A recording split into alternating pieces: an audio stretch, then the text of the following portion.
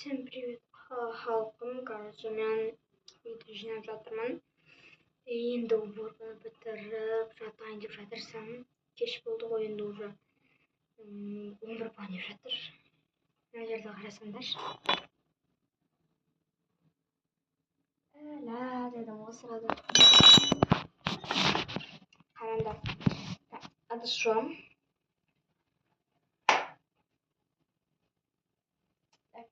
Кеттік. Слишком бір нәрсені бітіріп болғандай болдым да, бірақ бір жер қатты не болды. Бір жер қатты слишком шашылып тұрған сияқты болды менің көзіме. Не бар? Ойбай! Так, ыдыс жуамыз. Бүкіл ыдысына жита берейік.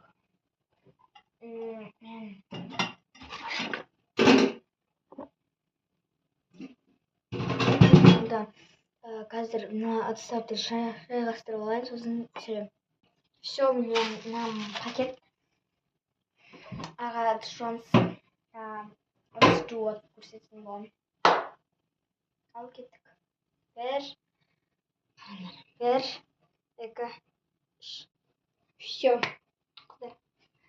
Қыздар, мені жинап болдық. Ұйқым қатты келіп тұр. Так, осыны жинап болдық. Всем бай-бай. Себебі уже кеш болып кетті менде.